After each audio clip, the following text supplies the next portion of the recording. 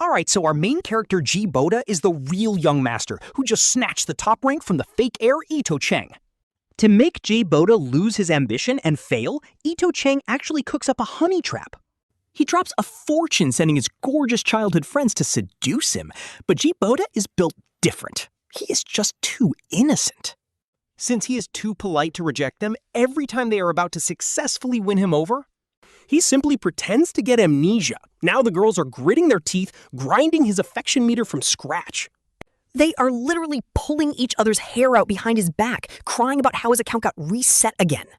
They were like, our progress is gone. He was finally skipping class, but his amnesia sent him straight back to the library. One girl even accuses the others of triggering his amnesia on purpose just because she was about to succeed. When Ji Boda becomes the top scorer on the college entrance exam, the girl squad finally realizes they got played. They call him a complete player who fakes amnesia the moment he gets what he wants. They yell, "You forgot all of us, but how did you not forget a single exam question?" Back to the present. Ji Boda is packing his bag after class when a flash of bright red hair blocks his view. The arrogant bad girl Ruyan slams her hand onto his desk and glares down at him. She demands, "I confessed to you yesterday, and you said you needed time to think." So, did you decide yet? Now, even though Ruyan is a wealthy heiress from the prestigious Liu family, she has absolutely zero class and a massive, fiery temper. She wears loud outfits and always acts like she is better than everyone else. Right now, her gaze is incredibly smug.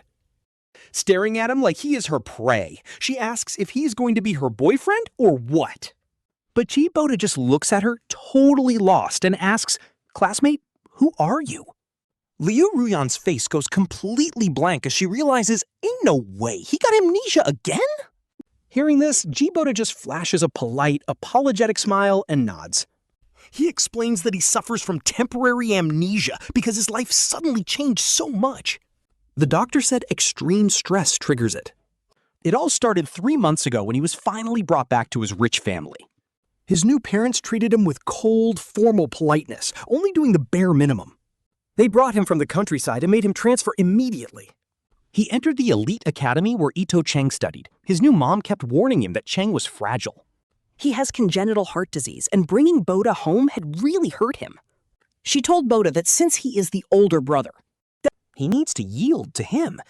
But Ito Cheng never saw Boda as a brother. He completely ignored him until Ji Boda went ahead and snatched the top rank in the midterms.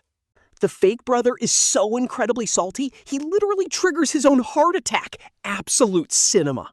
After class that night, Ji Boda went to the hospital to drop off some class notes for him. Just as he was about to knock on the VIP room door, he heard Cheng screaming in anger. Cheng yelled, "He just transferred here. How could he score 50 points higher than me?" He kept ranting about how Boda must have cheated, making our main character freeze right outside. Peeking through the cracked door, he saw a completely furious Ito Cheng. Standing by his bed were 3 stunning girls, and Ruyan scoffed at Boda. She sneered that Boda probably cheated and forgot to hide his score. To get revenge, Ito Cheng drops major cash. He laughed, calling Ji Boda a country bumpkin who only knows how to study. He bet the guy had never even touched a girl, asking the girls to seduce him? If they could distract him from studying, he would give them a luxury villa in South Chengnan. Ruyan immediately bragged she could wrap that loser around her finger in less than a month. She boasted she would have him following her around like a lost puppy. Even the school beauty Bai Ningbing gets interested. She calls it a dog training game. She wants in, and looking at how determined these girls are, this is getting wild. Ito Cheng just smirks, but his fiancée Shen Yuchu isn't having any of it. She rolls her eyes. Do you guys really need another simp in your collection? Honestly, she wants them to play their game so Ito Cheng can finally go shopping with her. See, Ito Cheng has been studying late every single night just to beat our main character. It's pure cringe as Ito Cheng dotingly pinches her cheek to comfort her. The 4 of them are laughing inside, while our boy Ji Boda is just standing frozen outside. After what feels like forever, he slowly looks down. He throws the study notebook he carefully prepared straight into the trash. He walks away, and that is where the real revenge begins. Suddenly, the popular girls start showering Ji Boda with different love bento breakfasts every single morning. We're talking limited edition sneakers, high-end keyboards, and even pro controllers to distract him from studying. It's literally wild, and since Ji Boda plays the innocent guy, he pretends struggles to say no. He just awkwardly accepts everything with a polite smile, keeping up his perfect facade. But taking gifts doesn't mean he's won over, though Ruyan goes absolutely hard on him. Seriously, she's got a stunning look and a wild personality to match. Basically, she's the notorious rebellious bad girl of the entire school. Once she thinks they are close, she drags Ji Boda to skip class for an internet cafe run. She expects this quiet nerd to absolutely suck at gaming. But plot twist, after 2 quick rounds, Ji Boda completely carries her to victory. After the game, Ruyan looks at him with literal stars in her eyes. She tells him he looks like a quiet, chill capybara. But his actual gameplay is surprisingly crack and insanely stylish.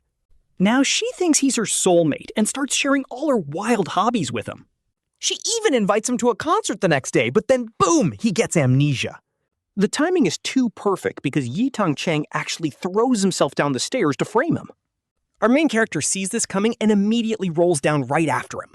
But the villa floor is thickly carpeted, plus with Ji Boda's farm boy constitution, he is built different and as agile as a wild mountain dog, so he does not get hurt at all. To play his part, he still pretends to pass out anyway, and claims he lost his memory, which totally throws everyone off at the hospital. For the first time ever, Ruyan snaps at her childhood friend Ito Cheng, leaving him completely stunned. He complains that his own head is busted, but she only blames him for making the hillbilly lose his memory. Hearing this, Ruyan is caught off guard and just stamps her foot in pure frustration. She complains that she had no idea Ji Boda had amnesia after spending a whole month trying to woo him. Now all her effort is completely wasted, making Ito Cheng look incredibly pissed off. She just tells him to stay far away from Ji Boda from now on. For her second attempt, Ruyan decides she's going all out. She recruits her best friends as military strategists to speed up the process. The advice they give her, if the guy is an innocent virgin, just tempt him. And if he's seen too much, just give him a cozy home. Since Ruyan wants fast results, she decides to play both cards at once. She gets Shen Yuchu to cook a home-cooked meal and invite Ji Boda over, while Bai Ningbing invites him for private tutoring, wearing something extremely revealing. That night, they raced up the mountain to watch a once-in-a-decade meteor shower, and the vibe was honestly perfect. But our boy Ji Boda was too exhausted and knocked out while waiting. He completely missed the moment she blushed. Ruyan slowly leaned on his shoulder. Ji Boda, what did you wish for? But seeing him fast asleep, she just pouted. Through his half-asleep haze, he heard her whisper her ultimate wish, hoping time would stop forever. Talk about touching. He had been living his absolute best life lately, but partying this hard constantly had its limits. He was falling asleep in class, so stopping time actually sounded pretty good. Plot twist, the very next day, his memory got wiped clean again. This is literally her third time trying to win him over, completely firing up her competitive side. She threw all her pride out the window. She even forced herself to join him daily in her most hated library. Insane dedication. If she studied this hard, she wouldn't be dead last. By last weekend, she made her move. Suddenly, a bunch of club-wielding thugs chased a panicked Ruyan right into his workplace. Perfect timing, right?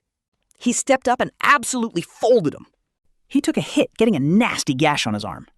Ruyan sobbed uncontrollably. Her hands shook while bandaging his wound, asking if he was completely out of his mind.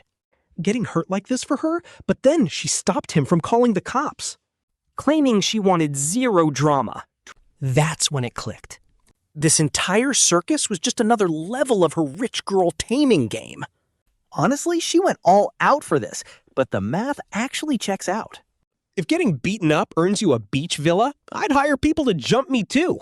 Seeing his silence, she took her shot, confessing her feelings right then and there, asking him to be her boyfriend. She tried to play it cool, but her blush was completely out of control. Looking like an innocent girl in love, but Ji Boda only saw the trashed restaurant. Not to mention his poor boss, a traumatized granny clutching her heart pills in the corner. He just frowned. Now she's looking up at him, asking if he seriously remembers absolutely nothing of that day. Reminding him he already fell for her, even taking a massive injury just to save her. She confessed her love, so doesn't he have anything left to say? He just scratched his head in confusion and decided to test the waters. He asked for some medical bill cash instead. Once she realized he actually forgot, she completely broke down. 3 attempts completely wasted. This time, she was literally 1 step away from winning, so she's absolutely fuming. He quickly ran for it, but rounding a corner, a slender arm suddenly reached out.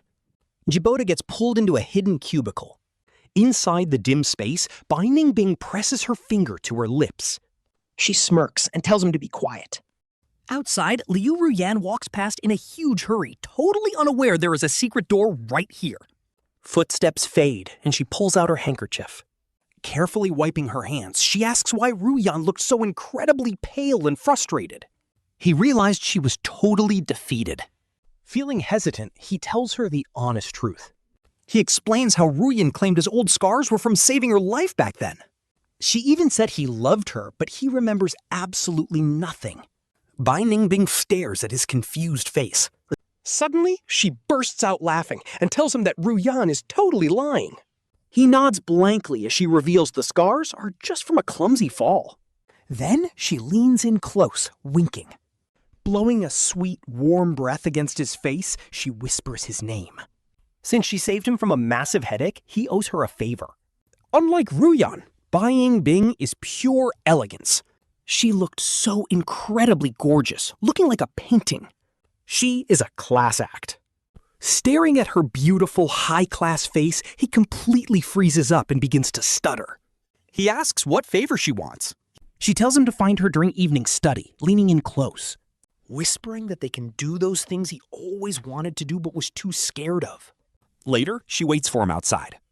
She is wearing a short pleated skirt, her white shirt collar slightly open. Showing off her collarbones, she completely shatters her usual cold, distant school beauty image. Honestly, this contrast is a total trap.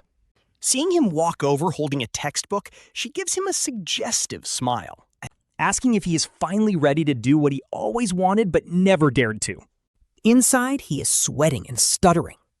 He says it is his first time doing this, so he might be clumsy, asking her not to laugh, which only makes her giggle uncontrollably. She promises she never would. Fast forward 30 minutes, and she is listening to him read an English textbook. She stares with a totally blank face, wondering if the secret thing he wanted was literally just practicing speaking. He nods shyly, explaining he transferred from the countryside and only knows silent English. That jerk Ito Cheng always mocked his accent, so he never dared to speak, looking earnestly at the shocked girl. He sincerely thanks her for helping him practice. Telling her that she is a genuinely good person leaves her absolutely speechless. She looks down and bursts into laughter. Eventually, she even rests her head on his shoulder, shaking with giggles. She says he is hilarious. Now she gets why Ruyan is so utterly obsessed with him. Ji Boda is hitting up Ningbing every single evening study session. I mean, can you blame him? Finding a free spoken English partner this good is a literal cheat code. Once he starts practicing, the guy goes absolutely feral, completely tuning out the rest of the world. His stepfamily treats him like a dog, so using the school goddess to level up his English, that's just smart business, honestly. Not too out of line, right? Anyway, while he's busy passionately reading his English textbook out loud, Ningbing, who was just daydreaming with her chin in her hand, suddenly cuts in. She stops him right there, pointing out that his pronunciation is totally off. And then, boom, she literally grabs his hand and gently places it right on her neck. She tells him to feel the vocal vibrations directly. Talk about an intense teaching method. He finally gets it, but once his pronunciation is corrected, Ji Boda sincerely praises her, calling her an absolute master at teaching. You see, her strict family always relied on toxic, oppressive teaching with her. So Ji Boda's compliments actually hit the spot. She immediately starts showing him how it's done. To fix some of those tricky back-of-the-throat syllables, she takes it a step further. She places his hand right on her chest to feel the resonance. At this point, Ji Boda is sweating bullets. He loses his grip completely, causing her to let out a soft gasp. With a tight voice, she whispers to go easy, making him instantly back off and apologize. He asks if he hurt her, and she slowly looks up at him. She stays quiet, but her pale face is low-key turning a bright, blushing pink. Meanwhile, our clueless MC has absolutely no idea what is happening and just keeps smiling. He sincerely tells her that her pronunciation is literally perfect. Once the study session wraps up, Ji Boda packs his bags to head home. But Bai Ningbing stops him right at the door. He turns back, wondering what's up. Her eyes are slightly red, and her voice has this low-key shy tremble to it. She asks if he'll show up tomorrow. When he gets back home, his mood is actually great. He even grinds out a couple of difficult math problems before his stepmother knocks to bring him a late-night snack. His snack is just a cheap, store-bought sandwich, but she's also carrying a massive, steaming hot meal for her own son, Ito Cheng. We are talking pan-fried dumplings, chicken soup noodles, and fresh fruit. Talk about favoritism. Ji Boda doesn't complain at all. He just takes his sad little sandwich. He politely thanks her, which actually makes the stepmother hesitate for a second. She mentions that Ah Cheng has been sick and missing school, adding that she heard Ji Boda has been making huge progress lately. So she wants him to tutor A Cheng every single weekend and share all his study secrets. Ji Boda just nods and calmly agrees. No drama, just pure cold composure. After laying low for a week, his toxic ex Liu Ruyan suddenly starts stalking him everywhere. To avoid the drama, he basically has to stay glued to Bai Ningbing during every evening study session. She gets the hint and secretly changes classrooms with him every night to dodge the ex. Every now and then, Bai Ningbing tests the waters, asking if he truly hates his ex. Ji Boda just shrugs it off, saying that is not really the case. He claims he has lost his memory and literally has no clue how to deal with her. Plus, he adds that the ex is way too extreme, unlike how incredibly gentle Bai Ningbing is. Bai Ningbing nods, totally satisfied, and goes back to her books. But look closely. Her cheeks are low-key blushing. She is nothing like that wild, delinquent ex. As the student council president, Bai Ningbing is an actual top-tier genius.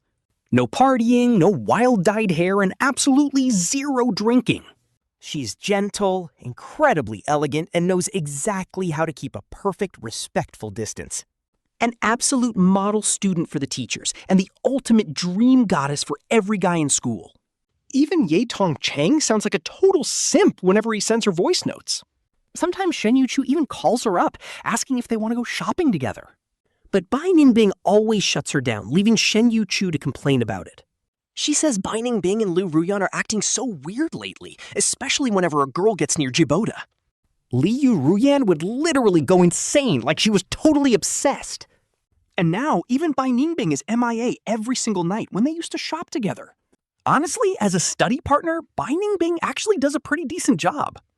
So every time they finish practicing speaking, Ji Boda always makes sure to praise her. He praises everything from her pronunciation to her looks, calling her absolutely gorgeous. She is so sweet, and all these compliments seem to give her some strange motivation. Suddenly, the outfits she starts wearing to evening self-study get a little too interesting. The fabric gets way thinner and the fit becomes a lot more body-hugging. Honestly, it is bordering on inappropriate, but luckily our guy is completely oblivious. He respects whatever people like, so when it comes to her subtle changes, he says nothing. Ji Boda just shrugs it off, thinks city folks are wild, and keeps doing math problems. Because honestly, no girl can be as challenging as calculus. Anyway, they are studying in classroom 209. Today, she actually buttoned her shirt all the way up, but her face is completely flushed. She keeps stealing nervous glances at him, clearly trying to build up the courage to speak. But a sudden text notification cuts her off, and she quickly checks her phone. Her voice starts shaking as she warns him that Liu Ruyan is heading straight for room 209. They need to get out fast, but just as they reach the classroom door, it is too late. Footsteps echo down the hallway, and Bai Ningbing completely panics. She quickly slaps the light switch, plunging them into darkness. Seeing her this terrified, Ji Boda is confused. Like, why are they acting like they are having an affair? They literally did nothing. Now, in the pitch-black room, they hold their breath. The footsteps outside suddenly stop right at the entrance of room 209. Liu Ruyan's voice echoes from right outside the locked door. She calls out, saying she knows Ji Boda is inside and wants to talk. Caught red-handed, Ji Boda knows there is absolutely no dodging this.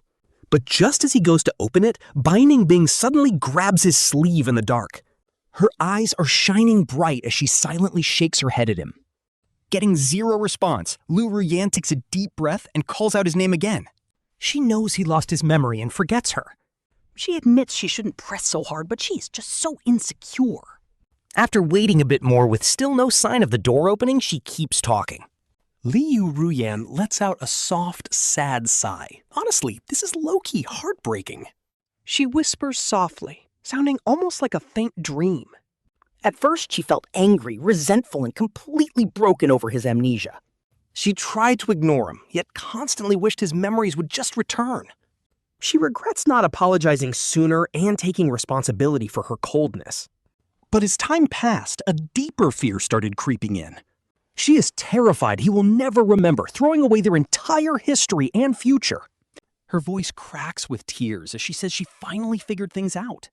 It does not matter if he forgets, because she will happily take 99 steps. She begs Ji Boda to just take one step and open the door for her. Inside the classroom, Ningbing is staring straight at our boy Ji Boda.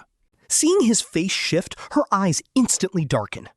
She grabs his hand and slides it inside her shirt. No warning, his fingers touch something incredibly soft. Then he feels her freezing jeweled collarbone chain. Frozen in the dark, Ji Boda is completely stunned. Whispering like a temptress, she says his name. This surprise is completely ruined.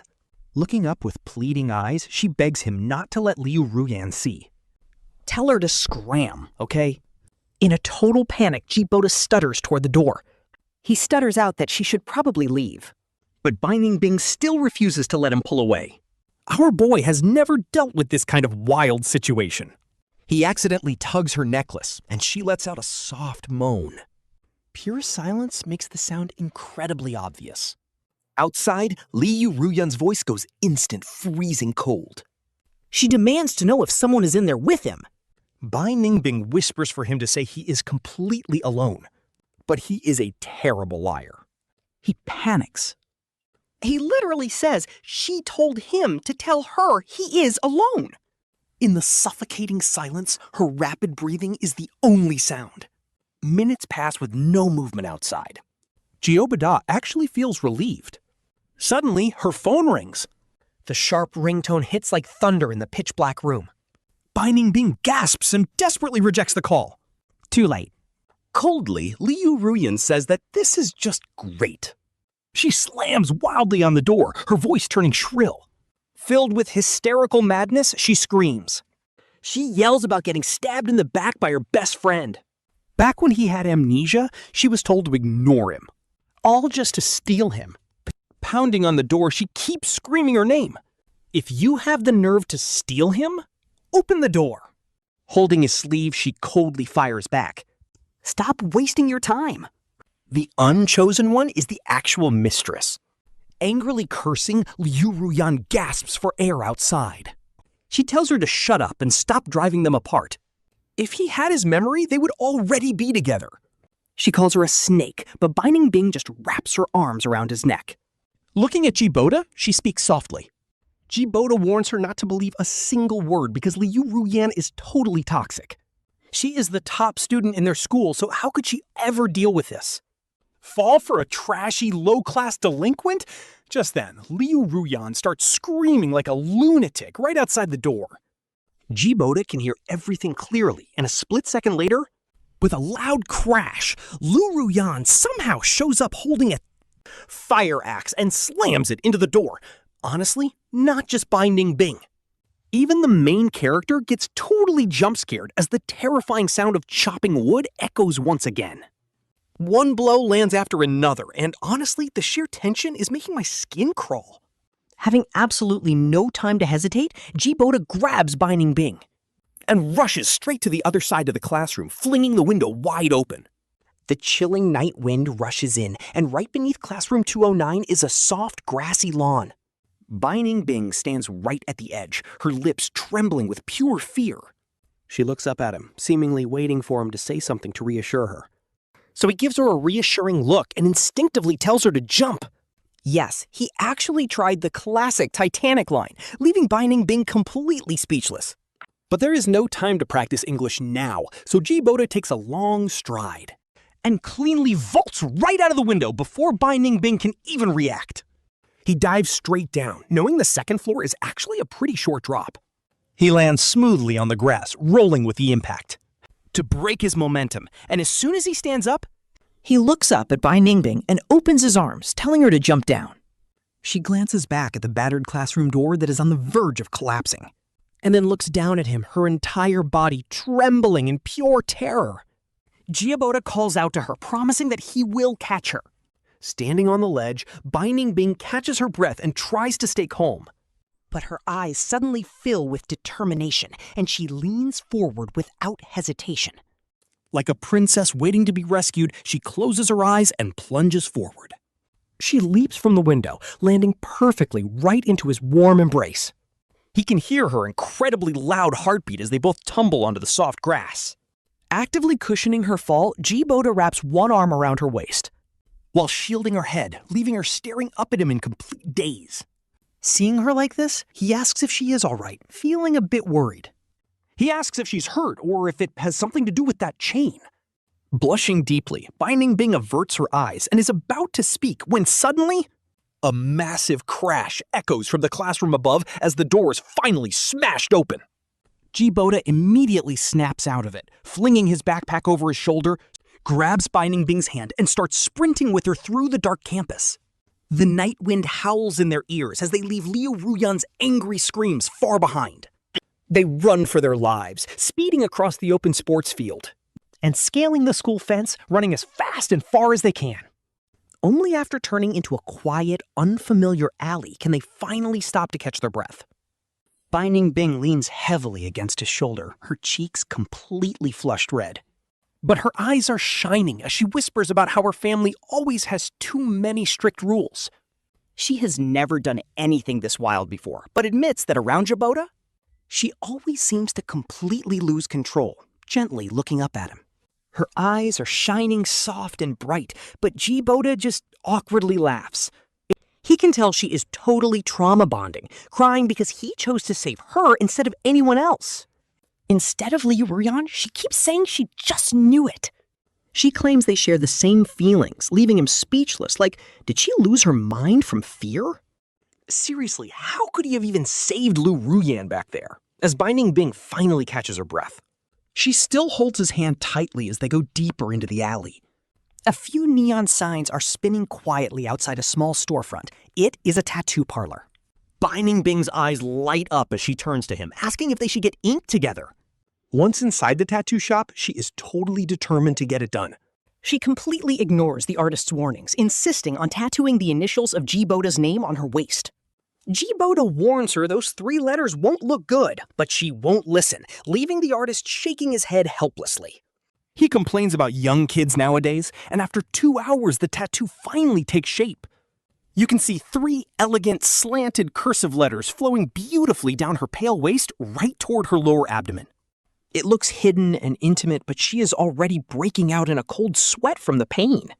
Her vision is getting blurry, so Ji Boda gently advises her to stop if it hurts too much. He warns her she might regret it, and tattoos are hard to remove, but she just grabs his hand. She rubs his hand gently against her soft cheek and flashes him a quiet, beautiful smile. She whispers that it is fine because her dad used to beat her up all the time as a kid. Because of that, she has high pain tolerance, especially when she knows she is enduring this pain for him. She says it actually makes her feel excited and happy, which is honestly wild. She keeps opening up about her childhood trauma and all the toxic drama she dealt with at home. But Ji Boda had a super happy childhood, so he literally cannot relate to her trauma at all. All he can do is awkwardly tell her about the time he got chased by a stray dog. By the time the tattoo is finished, the night is late. The shop is about to close, so she holds her sore waist and stands up with a frown. She points out that Ji Boda still needs his tattoo, making the artist turn to look at him. Ji Boda avoids her eyes, and the artist immediately gets the hint. He waves his hand at Bai Ningbing and says it is way too late for another tattoo. He tells her to come back tomorrow, but she keeps begging. No matter what she says, the artist is absolutely not pulling an all-nighter just to work overtime. Defeated, she finally gives up as they walk out of the shop together. She makes him promise to meet her right back there tomorrow night at 9 in the evening. Even though her face is still pale, she looks up at him with a gentle smile. It is a promise, she says. But guess what, guys? The next day, he totally stands her up. That night, she stood waiting out there in the freezing rain all by herself. Waiting all night. On day 3, she confronts him. She bumps into him outside the library, still running a fever, only to find he has amnesia again. She asks in absolute disbelief if he has really forgotten everything all over again. He looks totally clueless and literally tries to walk right past her to get away. This completely breaks her, and you can see the absolute pain flashing in her eyes. With teary eyes, she bites her lip and pulls up the hem of her shirt. Showing off the 3 letters inked on her waist, she chokes back her tears. How could he forget when they went through so much and she literally has his name on her body? She begs to know if he remembers absolutely nothing, while his eyes drift down to her still red and swollen tattoo. Ji Boda sincerely tells her that even though the tattoo looks pretty cool, he has no idea who she is. But a tattoo means you can't take the exams. Just get it removed. Ningbing's eyes turn red at that. She honestly looks ready to break. Ruyan has been watching this drama and finally bursts out laughing. She steps right out of the shadows, her sharp eyes scanning by with pure disgust. She glares at the tattoo on Ningbing's waist and scoffs. Who even knows if those 3 letters actually stand for Ji Boda? It looks like a totally different request. Hearing that, Ningbing completely loses her mind. 2 top campus beauties catfighting outside the library is wild. The drama is real. A crowd is gathering to watch, but Ningbing is too angry to care. Her pretty face twists with rage as she demands to know if she set this up. You hated that Ji Boda chose me, so you triggered his amnesia on purpose, right? Honestly, Ruyan has no clue why our boy lost his memory again. But she is happy to take the credit, smugly tilting her head at her rival. Her eyes look totally innocent, but that smirk is pure disrespect. She laughs. So what, you can play the homewrecker and steal my man? But I can't get some payback? Ningbing takes a step forward, absolutely fuming. She swings a slap, but Ruyan blocks it instantly. The tension is crazy. It is about to go down. Just then, loaded up with shopping bags, Shen Yuchu finally shows up after hearing about the fight. Seeing the absolute mess, she drops her shopping bags immediately. She pulls them apart, begging them not to ruin their friendship over a trash guy. Ruyan shoves her off, telling her to stay out of it. Get lost, she snaps, realizing she can't stop Ruyan. Shen Yuchu turns to Ningbing, asking if she finds this whole thing weird. Ji Boda forgets you guys completely, but somehow always remembers how to pass exams. He still ranks first every single time. This might just be his trick to divide us. Ningbing pauses, actually thinking about it for a second. Her gaze lands on our main character, Ji Boda. She demands an explanation. She asks him to explain this. Even Ruyan stops to hear his answer. Everyone is waiting. Ji Boda just scratches his head, acting completely clueless. He says he doesn't remember the exams, but the questions just look super familiar. The answers just flow out naturally. Talk about having some serious plot armor. Ningbing's eyes light up immediately at the word familiar. She asks if she looks familiar too. Ji Boda just stares, playing dumb. He opens his mouth, putting on his best act of pure confusion. He tells her he might actually remember her. She instantly looks thrilled. She eagerly asks what he remembers, and he just slowly smiles. He tells her he remembers protecting a girl at a restaurant once. Back then, he didn't realize his feelings, but seeing her get bullied changed everything. He just wanted to save her, even if it cost him his life. He thought that girl was Ruyan, but apparently he was wrong. He looks directly at Ningbing with a soft expression. He smiles warmly, telling her that he finally remembers her name. It was her all along. Hearing this, Ruyan absolutely snaps. She screams at Ningbing and lunges forward. This drama is officially off the charts. Liu Ruyan and Bai Ningbing completely lose it and start tearing each other to pieces, and the fight is absolutely wild. Ruyan used to be a delinquent, so right now, she is completely losing her mind. She goes absolute beast mode, throwing left and right hooks, aiming straight for Ningbing's pretty face. Now, Ningbing looks delicate and gentle, but guess what? She just got a brand new set of sharp acrylic nails. She starts scratching like a wildcat, holding her own, while Shen Yuchu desperately tries to break it up.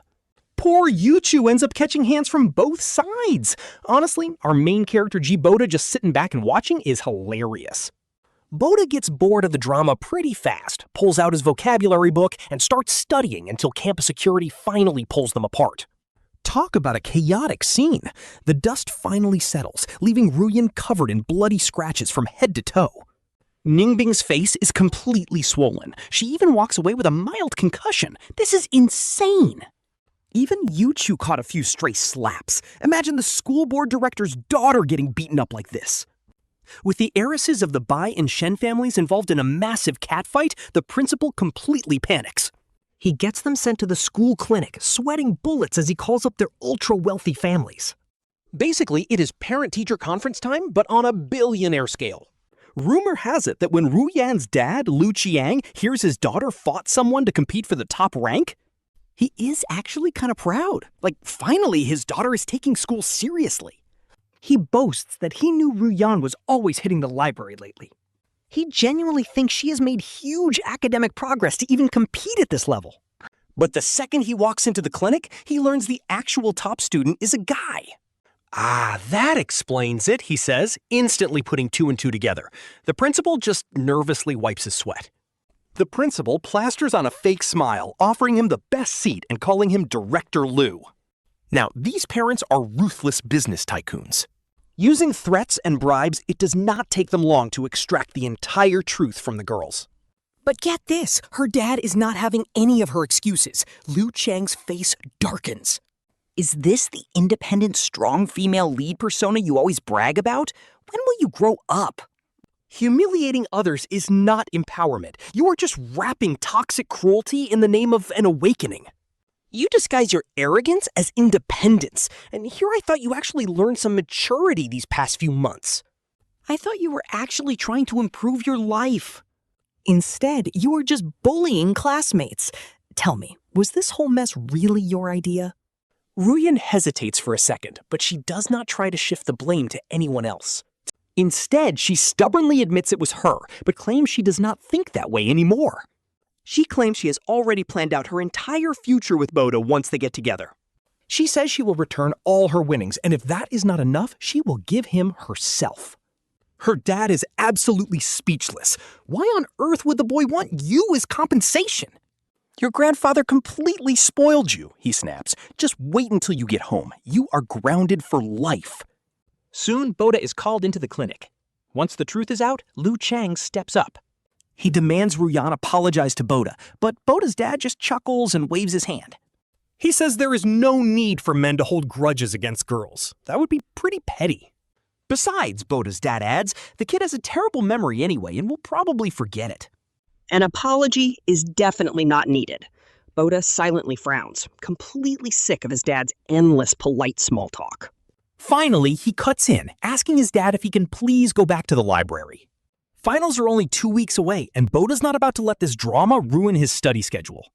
But as everyone starts leaving, the adults strike up an interesting conversation behind Boda's back. Liu Cheng thoughtfully remarks how the Ji family's newly found son is the absolute top-ranked student. He notes that this boy is way more level-headed than their previous son. The principal quickly agrees.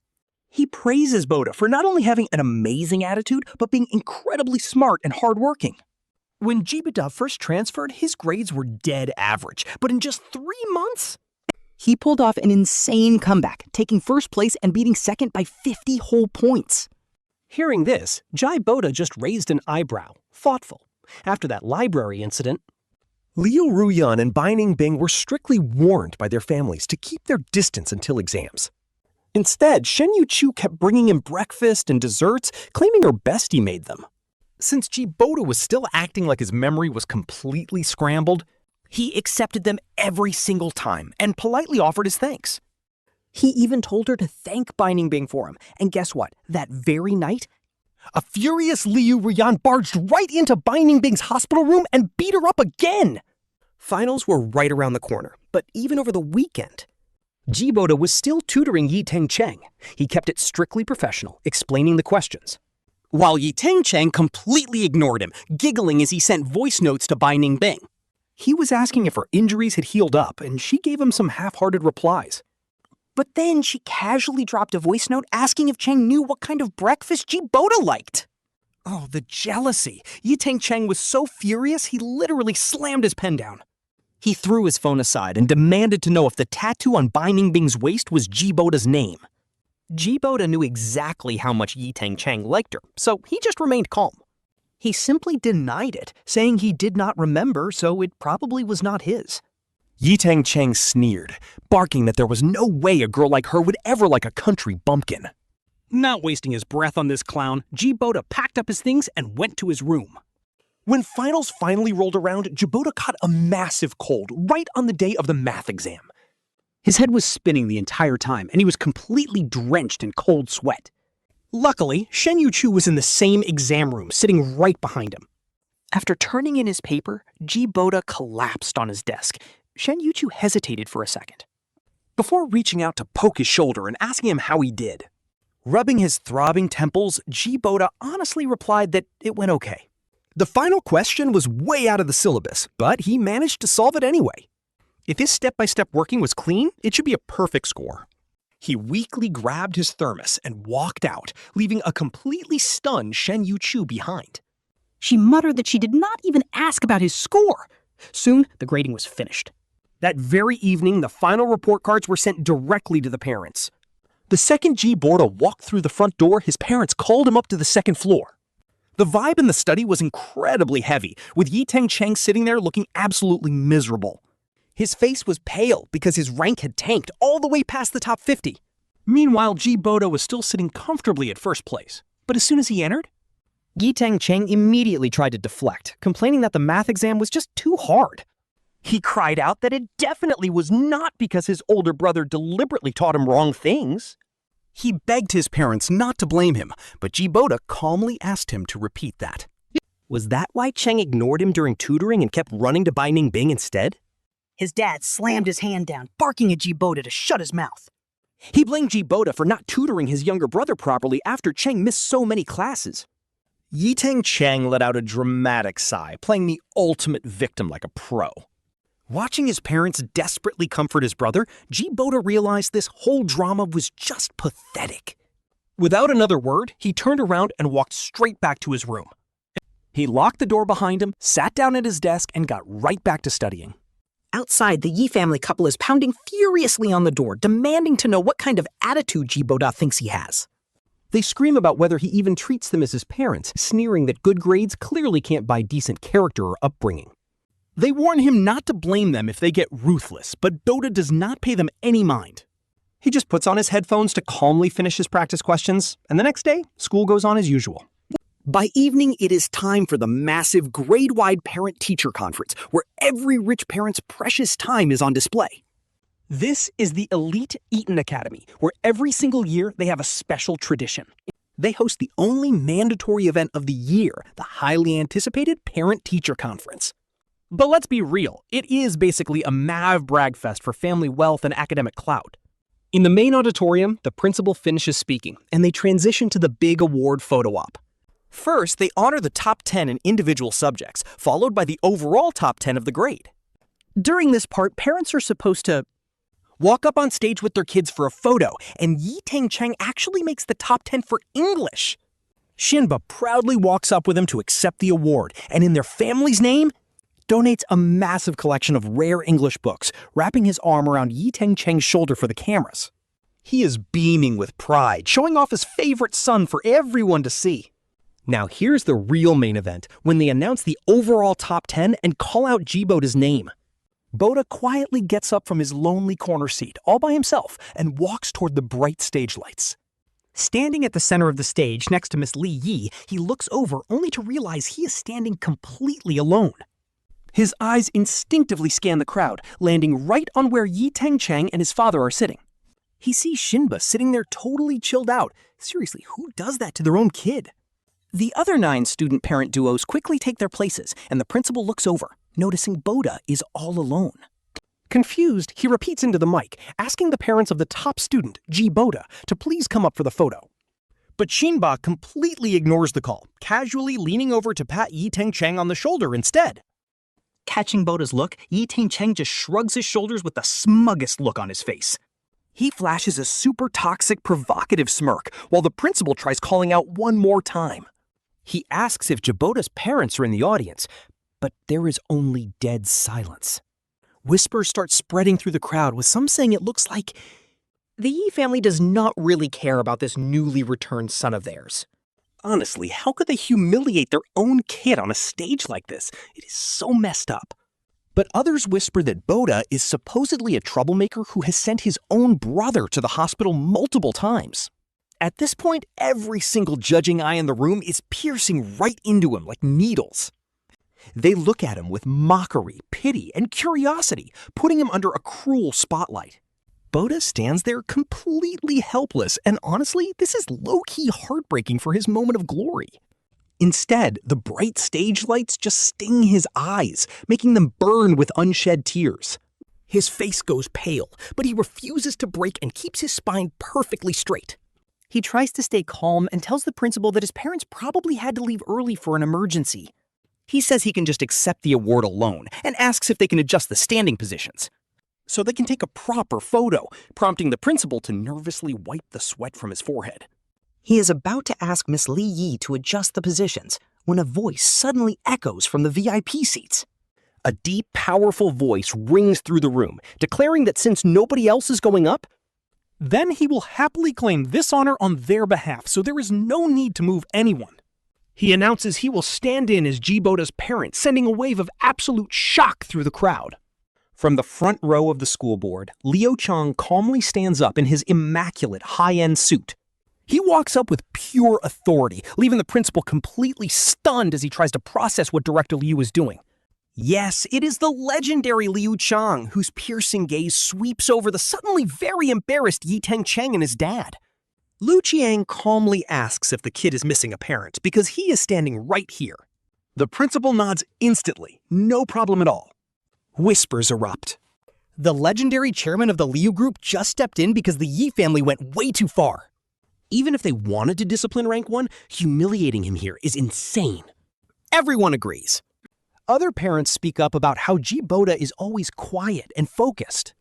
He patiently explains tough questions to classmates, so there is no shot he is a bad kid.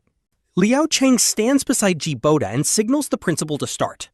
Standing alone earlier, Ji Boda was completely calm. With actual backup standing right next to him, the boy gets a little flustered. Why is the CEO here instead of Ruyan? Liu Cheng laughs. That girl has never won an academic award in her life. The stage awaits. Ji Boda receives his certificate while the chairman proudly holds his massive golden trophy. Confetti pops as golden ribbons rain down. Applause roars.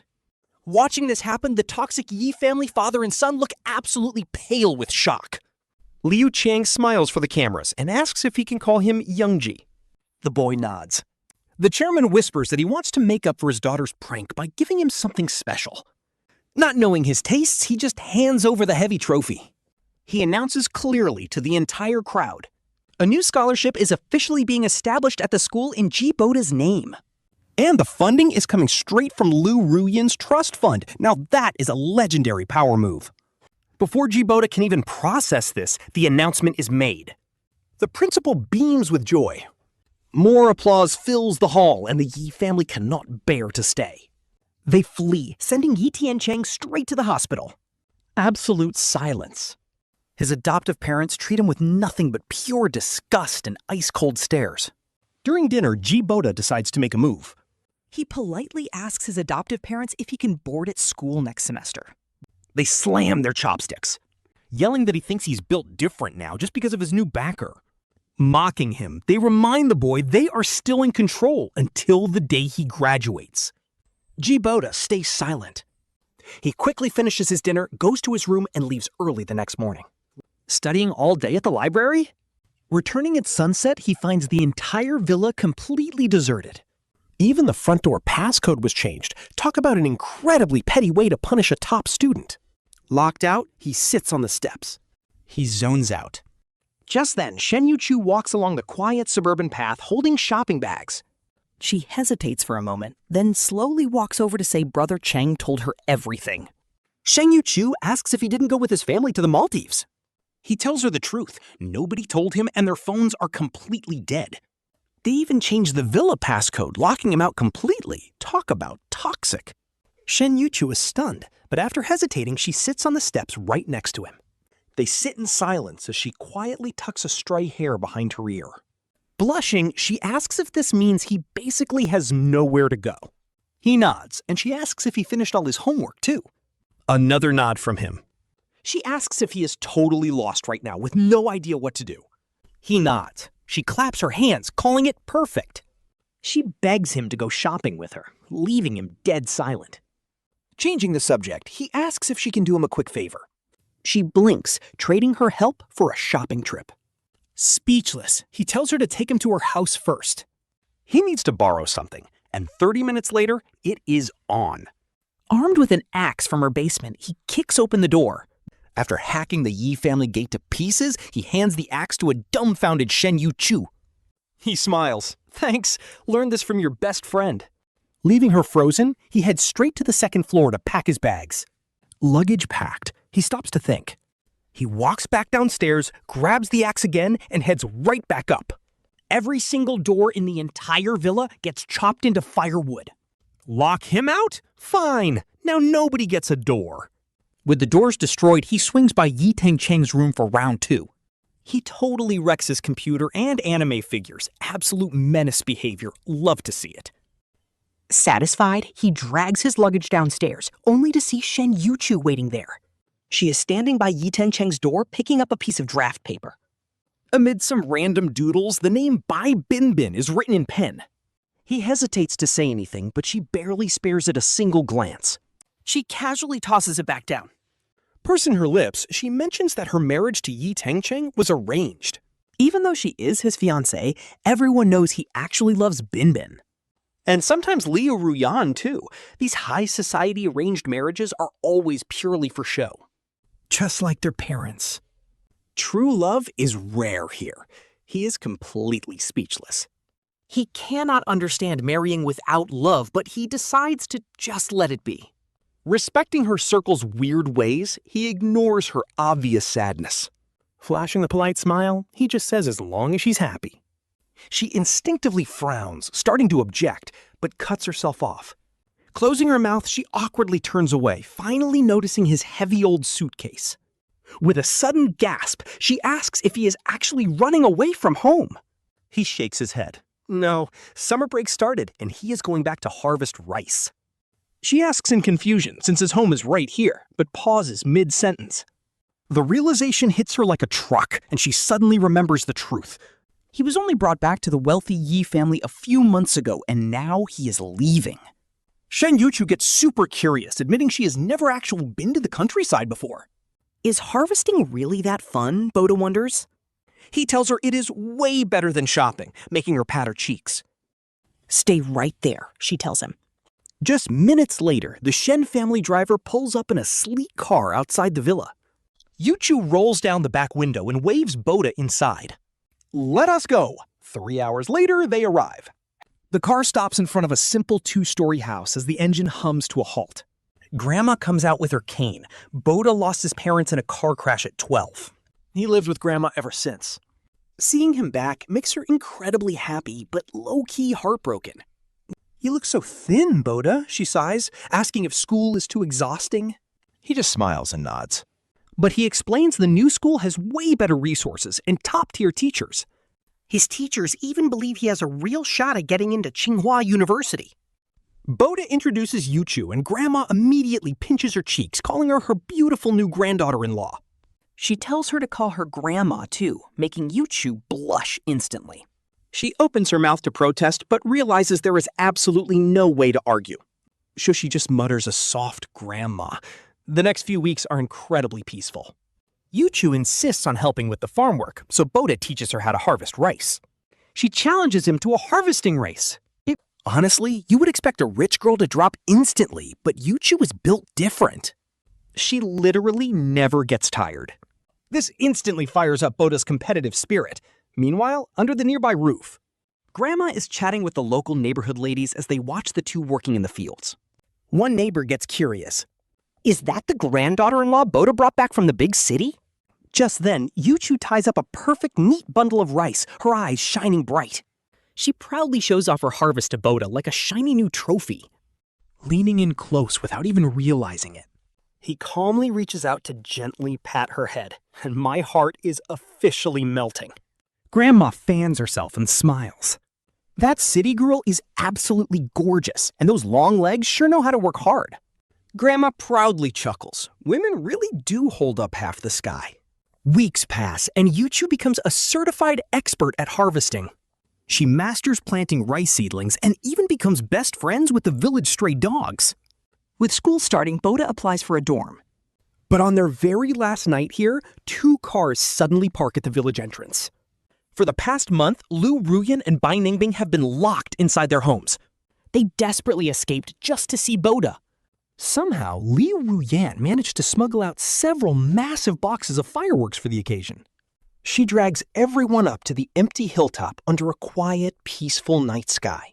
She lights the fuse and boom! Dazzling fireworks shoot straight into the dark. They explode into gorgeous colors. Yuchi whispers that these cost 20,000 yuan a box, so incredibly expensive. Ruyan proudly pats the remaining firework boxes. She says she bought 10 boxes because of a discount. It only costs 180,000, and Ji Boda just gives a polite, silent smile. He keeps quiet, knowing they are actually worth next to nothing. Fireworks illuminate their faces as they look up. Ruyan and Ningbing exchange a guilty look before turning to Ji Boda. Amidst the booming fireworks, they say they must confess. They tell him everything about their cruel game. This time, there is no pressure from family or fake acting. Ruyan stares at him with absolute seriousness. She apologizes deeply, saying she is truly sorry. Her past arrogance was because she was born with a silver spoon. She got everything she wanted, except him. And with every memory reset he suffered, she only got more frustrated. Her pride twisted into obsession. Instead of forgiving her, our boy just watches the fireworks fade. He says her father helped him before, so he will not blame her. But Ruyan completely misinterprets this, blushing slightly. She quietly nods, blushing red. Mumbling softly, she says her father approves of him. Embarrassed, she runs off to grab some water. Ningbing quietly steps up to him and whispers her apology. She admits she was prejudiced at first, but things changed. His incredible work ethic drew her in. Blushing shyly, she confesses she was secretly captivated by him. Her cheeks turn pink, showcasing her deceptive beauty. It makes people forget how arrogant she usually is. Jealous of Ruyan, she kept testing him with flirtatious games. Addicted to the thrill, she fell hard. Honestly, she is way more self-centered, but he just smiles. She sighs, knowing he forgot. Even if it takes 10,000 tries, she wants to start over. Ji Boda senses her hidden madness. He steps back but bumps right into Shen Yuchu, catching her shoulders. Letting go instantly, he backs away. She softly apologizes, saying she should never have joined their games. Every summer, she wants to harvest rice with her grandmother. New fireworks bloom as Ruyan returns. Ningbing changes the subject, asking if his amnesia is natural. She wonders if there is a cure, catching everyone's attention. The girls crowd around as Ji Boda ponders. He says his first episode happened the day he returned to the Yeezys. He got completely soaked in the storm. Shivering with a fever, he finally reached the Yi family villa. The servants searched everywhere just to find a jersey that fit. Boda walks out of the shower and Cheng spots his clothes. Cheng instantly loses his mind and charges over to beat him up. Boda instinctively fights back, leaving Cheng clutching his chest, about to pass out. Only then does Boda realize the truth. It was Cheng's prized childhood signed jersey, and Cheng actually has a heart condition. Seeing Cheng like this, the Yi parents completely lose their temper. They demand Boda get on his knees and apologize right now. The parents he longed for had nothing but disgusted faces on day one. Their eyes are full of hate, but Boda stubbornly stands his ground. Then a hard kick slams into his knee, sending him crashing down. Burning with a fever, his dignity is crushed right along with his knees. But he struggles back up. Honestly, his stubbornness is top tier. He eventually faints, waking up to find his biological parents looking deeply conflicted. Boda instantly plays the amnesia card, pretending he forgot the entire ordeal, and he clearly catches a massive wave of relief in his mother's eyes. Honestly, that memory loss was probably his brain's way of protecting itself. He tells this story so casually, like it happened to someone else. In fact, he only found out because the family cook told him later. Since he has no memory of it, he honestly feels nothing.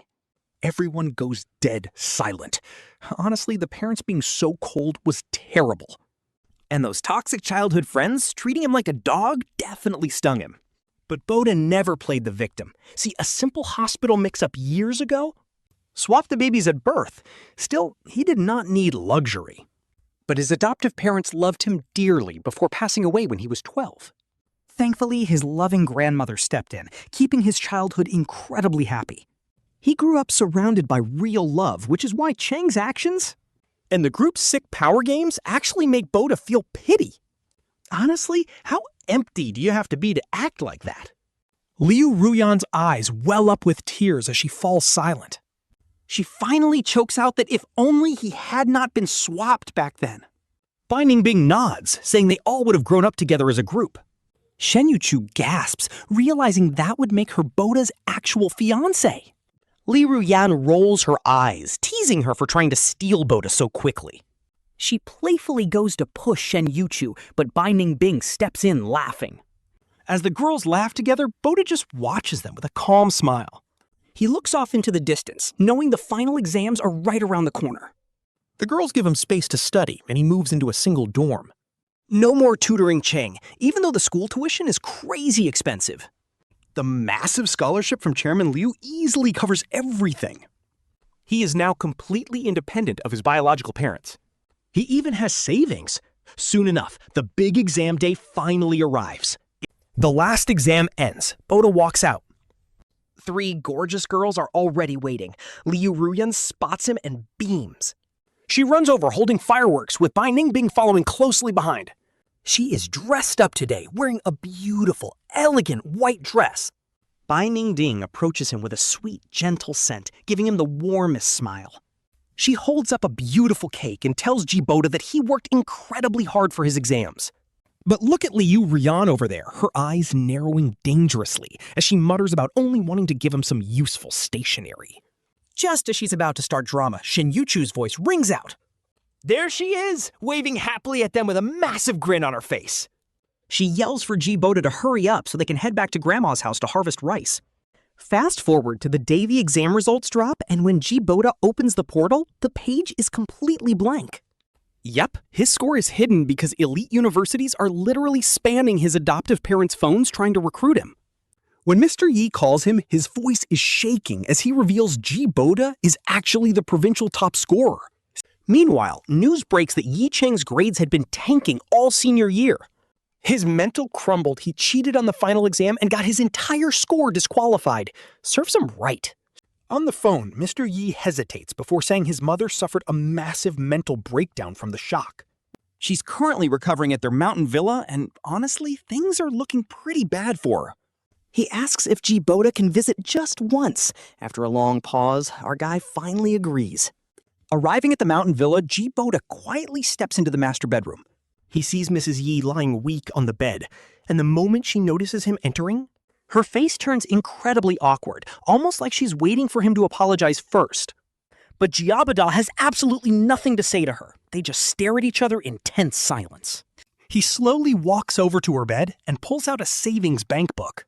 He tells Mrs. Yi that here is the 100,000 yuan he saved up ever since he first arrived. Between working part-time jobs and stacking up school scholarships, he saved every penny. It's more than enough to repay them for everything they spent on him. But before he can even finish, Mrs. Yi suddenly bolts upright in bed, staring at him with pure shock in her eyes. She demands to know what this means, immediately slapping the bank book right out of his hand. She shrieks, asking if he's really cutting ties with his own parents just because they nagged him a bit. Ji Boda doesn't even flinch. He just calmly kneels down to pick up the bank book.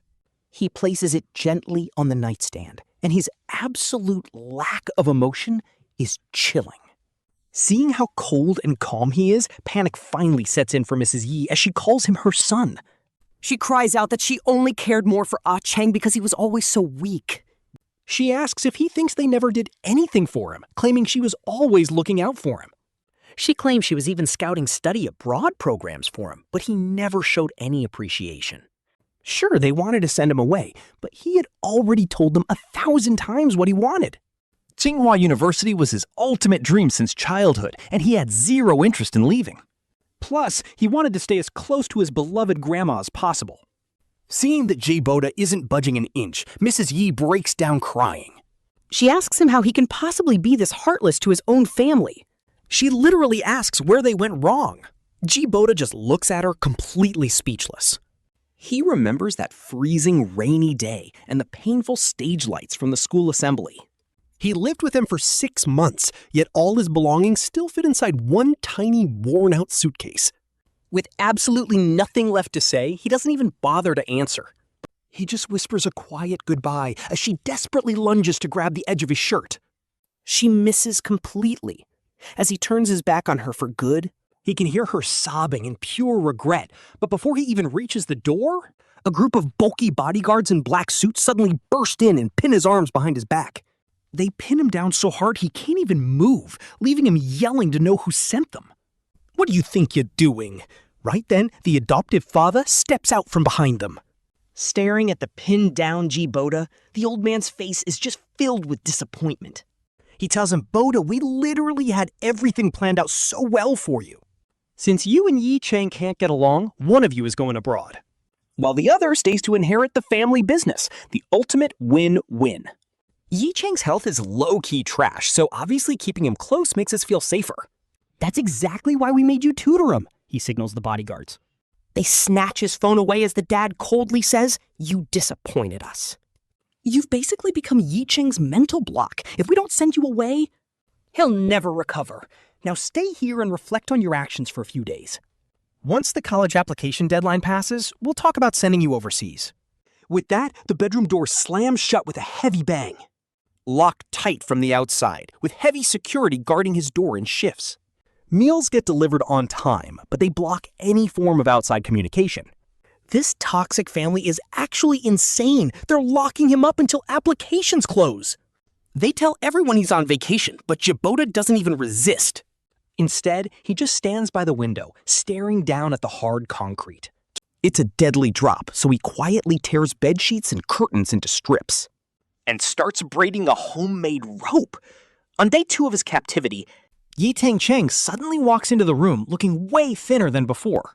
His face is dead silent as he reveals the Shen family came to cancel the wedding. Shen Yuchu told them that the original betrothal was with the Bai family. And now they're pressuring our parents, demanding to see you right now. Our parents are totally overwhelmed, giving Ji Boda just enough time to hide his rope. Behind his back, as Ito Cheng sneers, Ji Boda, "You stole my parents, my family status, and my top grades. Now you even took my fiancé. You must feel so smug, right?" Ji Boda just stares back, completely emotionless, and asks, "Ito Cheng, are you actually afraid of losing your things, or are you just jealous? That I don't need them to outshine you?" Ito Cheng absolutely loses it. He lunges forward to throw hands again, but gets slammed onto the floor instead. When the bodyguards pull them apart, they discover the secret half-braided rope. That night, they starve him. Fast forward to day 3 of his captivity. It's pouring rain outside, looking exactly like the day he first arrived here. He curls up on the bed, starving and feeling completely lightheaded. Suddenly, a massive explosion echoes from downstairs, shaking the entire villa. Panicked footsteps and loud shouting follow, leaving him completely confused. But then, right outside the window, amidst the heavy downpour, there's a strange tapping sound. He slowly drags himself over to check. Down in the pouring rain stands Bai Ningbing, completely soaked to the bone. Seeing him, she points down at a massive inflatable airbag she brought. She opens her arms wide and shouts out, "Ji Boda!" Jump down! Talk about a complete role reversal. She is literally his savior. Without wasting a single second, he climbs over the ledge and jumps. But since he's completely starved out, he has absolutely zero strength to brace his fall. After slamming hard onto the giant airbag, he clumsily rolls off to the side. Bai Ningbing rushes over to hug him, but she ends up rolling with him onto the muddy grass. Once they catch their breath, she quickly tells him the bad news. Shen Yuchu literally had people smash a gate open, and now everyone is swarming the front entrance. He needs to make a run for the back exit where someone is waiting to help. He nods, not wasting a single second to look back. He scrambles up and stumbles straight toward the backyard gate. There, Ruyan is holding an umbrella and looking around frantically until she spots him in the pouring rain. Her eyes light up, and just like that, they grab hands and bolt into the storm. After taking a bunch of random turns, they finally make it out to the main road. Right there is a parked minivan with a bald, middle-aged guy standing next to it. Seeing Ruyan, the uncle rushes over with his umbrella to greet her. He asks what is going on since she said a wild, top-tier student was wandering around here. And that is when he notices the most hilarious detail. The van literally has the Tsinghua Admissions Office logo on it. Talk about an elite school recruitment. He shouts that he is the guy, hops into the back seat, and tries to close the door. But Ruyan stops him, and without giving him a chance to speak, she shoves a bank card right into his pocket under the misty rain. Even though she is soaked and running a fever, she looks at him with a massive, brilliant smile. She tells Ji Boda there is 5 million on that card, sent directly from her dad. He pulls out the card in disbelief and notices a tiny sticker on it. It is a familiar golden trophy sticker, but suddenly, angry, shouting voices start closing in. Ruyan freezes, yelling at the middle-aged driver to step on it immediately. She warns him they are running out of time as they hit the winding mountain road. The wipers are going crazy in the heavy rain while the uncle drives. Sweating bullets, the uncle keeps glancing at the rearview mirror, saying multiple Escalades are tailing them. He asks who on earth is chasing them so aggressively. Looking back, he sees a fleet of bodyguard vehicles relentlessly chasing them through the thick fog. If they catch him now, he is absolutely getting shipped out of the country. He jokingly says they might be from Peking University, and honestly, the reaction is pure gold. The driver's face instantly goes serious as he pulls his left arm back inside the car. He grips the steering wheel with both hands, his eyes turning incredibly sharp and focused. He tells the kid to hold on tight, and before the sentence even finishes, he slams the gas pedal all the way down, making the heavy minivan roar to life. They start flying down the winding mountain road, slowly putting distance between them and the pursuers. Bro, this uncle is actually built different, pulling off a perfect right-angle drift in a minivan? They completely leave the bodyguards in the dust, but he is still recovering from the shock. Then he looks over and sees the uncle casually holding an unlit cigarette in his mouth. The uncle proudly tells him that he used to rule the mountain racing tracks back in the day. The minivan speeds forward, finally breaking out of the heavy fog. Instantly, the damp cold is gone, replaced by brilliant, blinding sunlight. It lights up the straight, wide-open road waiting right ahead of them, giving him a clear path to his brand new future.